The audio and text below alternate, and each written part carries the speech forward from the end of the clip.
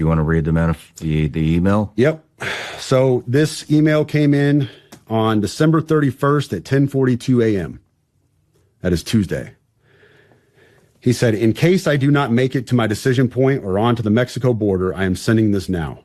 Please do not release this until 1 January and keep my identity private until then. First off, I am not under duress or hostile influence or control.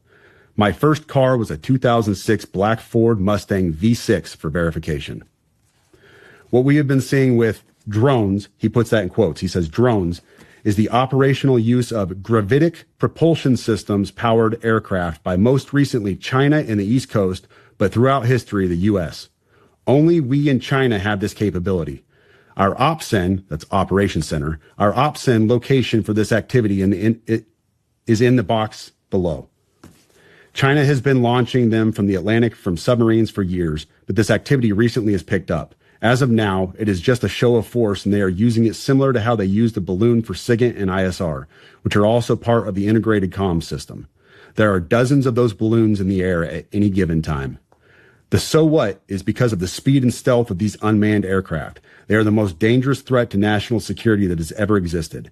They basically have an unlimited payload capacity and can park it over the White House if they wanted. It's checkmate. U.S. government needs to give the history of this, how we are employing it and weaponizing it, how China is employing them and what the way forward is. China is poised to attack anywhere in the East Coast. I've been followed for over a week now from likely Homeland or FBI, and they are looking to move on me and are unlikely going to let me cross into Mexico, but won't because they know I am armed and I have a massive V-bid. Let me pause right there for a second. So he says a massive V-bid. When I was talking to the FBI yesterday, they didn't know what a V-bid was. I had to explain what that acronym meant, literally. You fucking serious? Dead serious. I said it twice, and he goes, you said that word V-bid. Can you tell me what that is? For your audience, a V-bid, for your audience who has not been in the GWOT for the last 20 years, a V-bid is a vehicle-borne improvised explosive device. In layman's terms, a car bomb, what we saw at Trump Tower. So, backing up, he says, I am armed and have a massive V-bid. I've been trying to maintain a very visible profile and have kept my phone, and they are definitely digitally tracking me. Here's where he gets into the other stuff, and this is where we had to redact the names. Well, your producer redacted the names. I have knowledge of this program and also war crimes that were covered up during airstrikes in Nimruz province, Afghanistan in 2019 by the admin, DOD, DEA, and CIA. I conducted targeting for these strikes of over 125 buildings. 65 were struck because of civcas, that's civilian casualties, that killed hundreds of civilians in a single day. U.S. FORA continued strikes after spotting civilians on initial ISR. It was supposed to take 6 minutes and scramble all aircraft in CENTCOM. The UN basically called these war crimes, but the administration made them disappear. I was part of that cover-up with U.S. FORA, an agent, redacted, of the DEA. So I don't know if my abduction attempt is related to either. I worked with, redacted, IO staff on this as well as the response to Bala Murghab. Redacted commander at the time, redacted, can validate this. You need to elevate this to the media so we avoid a world war because this is a mutually assured destruction situation.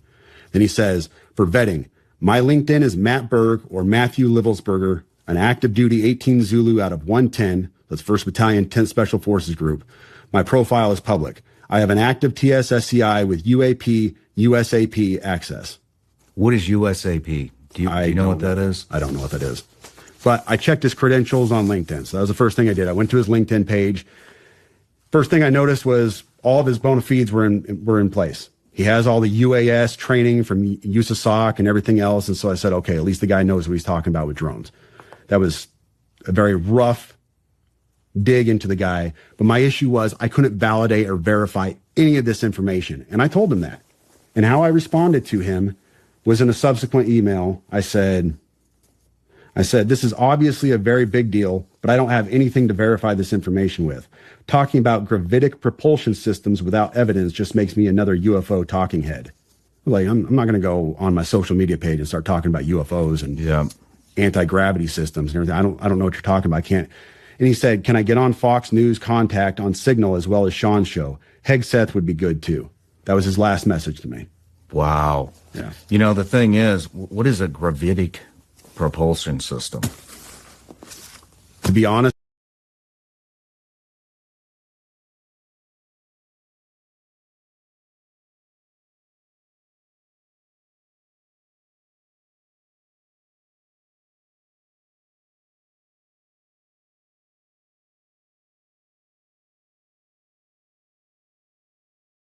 there's a lot of really dangerous chaos at play behind the scenes. You, I think, had been interested in, inquiring into who's behind this slow drip model for disclosure. Two individuals who worked with the former director of national intelligence, at this point, former director of national intelligence, Avril Haines, one of whom is a CIA officer who worked with her as a colleague in UFO working group meetings, UAP working group meetings, roundtables, basically. And from another individual who worked directly under her as a private contractor and who also had very high-level contracts with the National Geospatial Intelligence Agency, which is the same organization that David Grush is coming from out of, right? Yeah, the NGA. So I have two independent points of confirmation about what the slow drip disclosure agenda was. And it was an agenda being run from out of Avril Haines' office, apparently with her as the director of it. And the agenda was this, okay? First of all, their priority was to make it appear as if the United States government was not investigating UAPs in any serious way prior to 15, 20 years ago, prior to the Nimitz incident and these videos of the Tic Tac and so forth that they released, okay? So they wanted a clean slate approach where they're not going to be held legally accountable for anything that they had done in the preceding 70 years or more, actually. This was like a 4 or 5 phase plan that they have that was supposed to be unfolded over the course of something like 15 to 20 years.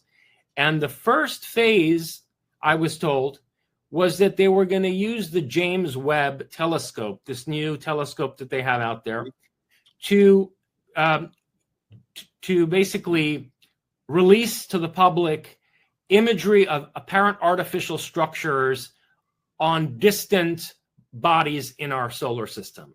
Then the next phase was that they'd identify structures on the moon, on our own moon, and on Mars that are artificial. And the third phase was that they were going to try to connect these structures on the moon and Mars to anomalous archaeological sites on Earth. The fourth phase was going to be anthropological, that they were going to excavate remains of humanoids who they believed were responsible for these engineering anomalies on the moon, Mars, other moons in the solar system, and also for anomalous sites on Earth.